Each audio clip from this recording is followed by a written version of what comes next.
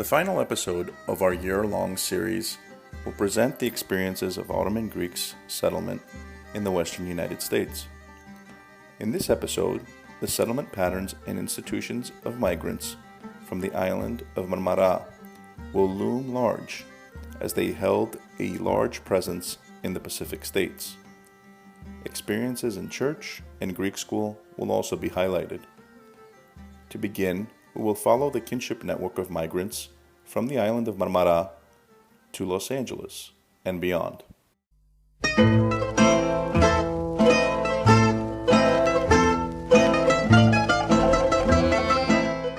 Migrants from the island of Marmara appear to have established a migration network that was supported by kith and kin from Buyukada, the Big Island, to Constantinople, Neos Marmaras, and Nea Palatia, Greece, as well as New York City.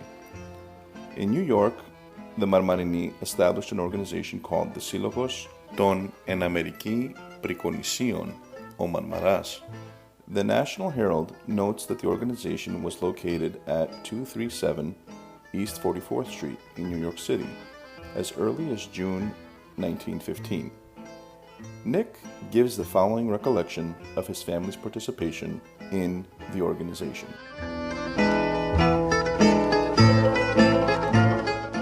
The Marmara Society. I have a picture of my grandfather that's in some meeting, so he must have been wrapped up on it, and both of my parents went, but I don't know how close, I just don't know how involved they were other than just being members, and they'd show up at the parties and the dances and whatnot. But yeah, so probably both my grandparents and both my parents, and I think those clubs sort of dissipated in the 50s. By the time 1960 rolled around, I'm not sure there was, because everybody had scattered.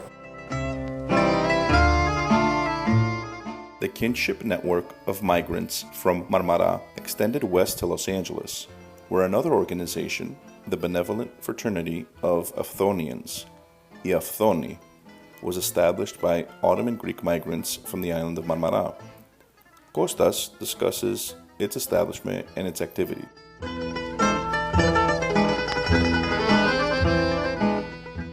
The Marmarinon Benevolent Society of Aphthoni. It started officially in 1909, but that was its incorporation date. But it was a date on the stamp and everything they had. But it actually existed since 1904 prior. And there was a big Marmarinon organization that predates it for the whole island. But then our chapter, since everyone came from Aphthoni specifically, came there. The initial members were basically all of our relatives. We had regular correspondence with Seattle, Washington, Tacoma, Washington, Portland, Oregon, and early on New York.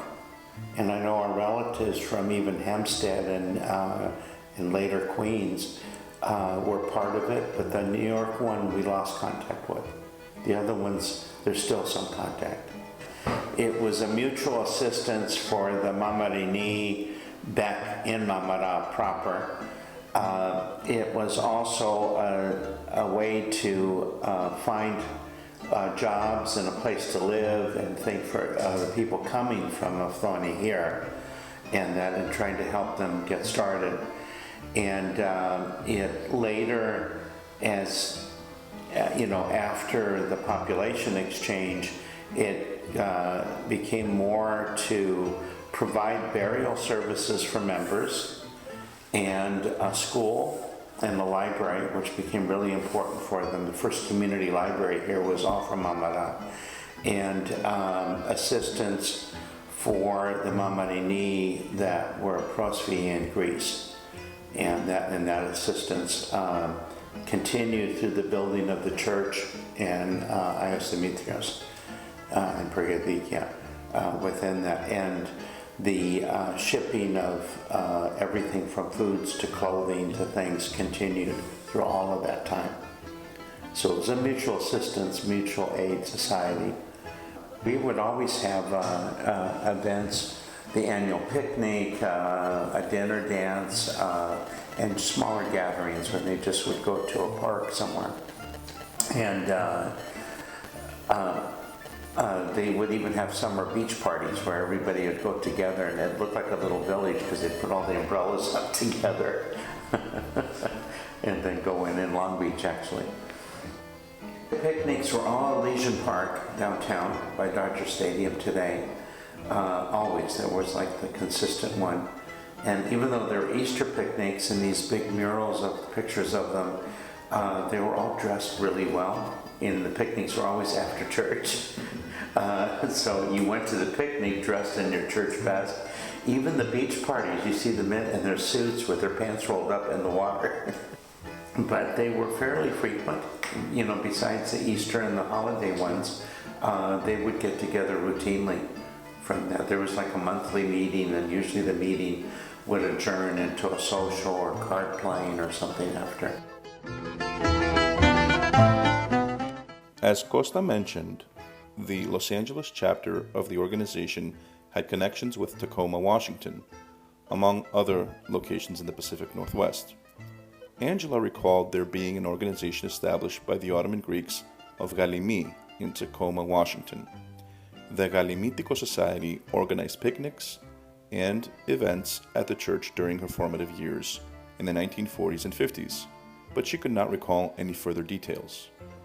She did, however, recall specific settlement patterns of the Marmarini in Tacoma.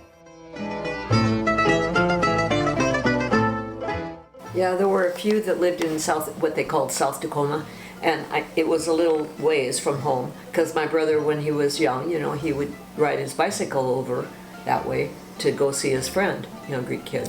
Mm-hmm. And so, yeah, a lot of them, some of them were from Aftoni in South Tacoma. And south from the church, there were a few rows of houses on both sides of the street where Greeks lived. And some were from the island of Marmara, and some were not. But, they all knew each other. They would get together, some play cards and, different things. Yeah. My godfather lived south of the church, and he was from Galimi. Settlement in the western U.S. consisted of similarities and differences to the eastern U.S. One similarity was the prejudice and discrimination faced by Ottoman Greek migrants. Kelly provides a glimpse of their experience and her interpretation of their response. Well, because he was Greek, but not necessarily because he was from Asia Minor. And I think that's why he went by the name Jack, because there was very few. There were like 5 Greek families at that time. There was no church there at that time. Mostly, I think it was around the name. He was pretty popular, but my mother was careful about letting anybody know that she was Greek. When in Portland, Spokane. And I sort of assumed that that's because there was a fair amount of discrimination growing up. Families had crosses burned on their yard, and they had little grocery stores that were trashed. And we have a very famous, very long-lasting Greek festival the first weekend in October. And that was in fact why we started it here, was because to invite the community and to kind of counteract some of the discrimination. At least that's what I've been told. Another similarity between settlement in the eastern and western United States was the importance of the Greek Orthodox Church as a community-building institution. Frankie shares an anecdote from her memories of her father's time as a cantor in the church. My papu and my dad were salty. And so, while most of the young guys would go to the bars, he went to church. And he would, and Archbishop, he was just a young priest, and Archbishop Yakovos was the priest at that time. Anyway, so he would go up to the Saltosini and ask them if he could participate And when Yakovos heard his voice, he came out and he called him up to the back of the altar, and he said, "Where did you learn to chant like that?" And he said, "My dad." And he goes, "Where is he from?" He said, Constantinople. So he made friends with Yakovos at that time.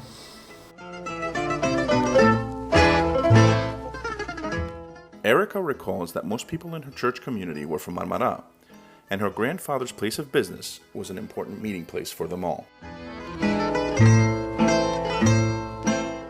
The first church was the San Julian Church, and my papu was the psalty there, and they would go to church all the time, so they would see their friends. However, the friends that they would meet, many of them would come after, Sunday afternoon to my papu's property.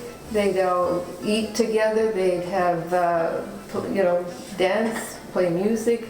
They probably talked about all the old times, because many of them were from Marmara. And the children, which was my mother and her sister and brother, who were twins, they'd play with the other children that would come. So it was fun for them, and they kept their friendships until they grew up, and it seemed to be mostly from Marmara. The Greeks from mainland Greece were coming later on, let's say after the war, in the 50s, the 60s.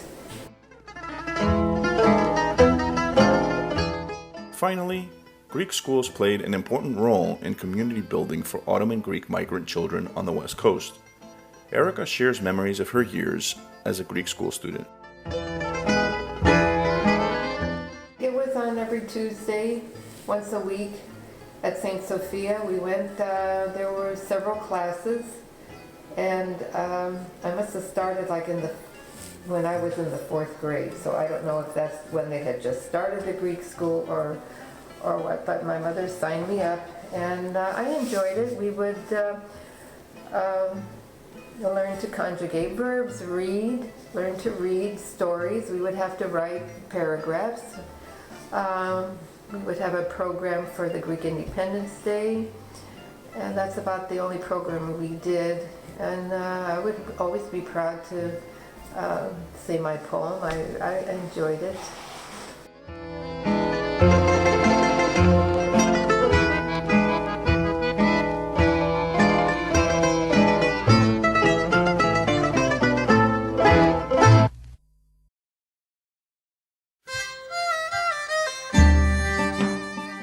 We would like to conclude our final episode by emphasizing some of the major themes we encountered during our year-long video series. First, we saw Ottoman Greeks experience migration for several reasons, not only in response to massacres and forced displacement, although those were the reasons for migration in the memories of most of their descendants. Some migrated to gain access to social upward mobility in the United States, others to avoid conscription into the Ottoman army. The migrants, immigrants, and refugees alike used land and ocean routes to escape to Africa, Greece, Russia, Iran, France, Italy, Cuba, and Mexico before migrating to the United States. Some permanently settled in Greece, and others used Greece as a place of onward migration. Others still were deported and restricted entry or re-entry because of anti-immigrant legislation that targeted them. Next, we dedicated an episode to silence. Silence about migration and settlement, silence about their identity and their experience of prejudice and discrimination. Finally, descendants shared stories about the significance of the Greek Orthodox Church, Greek schools, and Ottoman Greek mutual aid organizations in their formative years and their families' settlement experiences. These institutions, in many ways, provided a safe space for the migrants and their families from those who wished to harm them verbally and physically. We hope you enjoyed learning from our narrators, to whom we are indebted and without whom this information would be lost forever. Researchers at the Samuel Proctor Oral History Program's Ottoman Greeks of the United States Digital History Project are committed to raising awareness about the experiences of Ottoman Greek migrants in a U.S. context.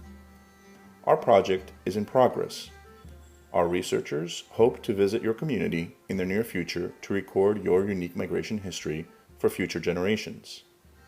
We believe that is the most important component of our work, informing future generations of descendants about the similarities and differences between their migration histories and that of other migrant groups. If you have any questions about this series, the Ottoman Greeks of the United States Digital History Project, or wish to be the first to receive notifications about our future presentations, contact us using our email. Information is also available on our website. Thank you for taking this journey with us over the past year.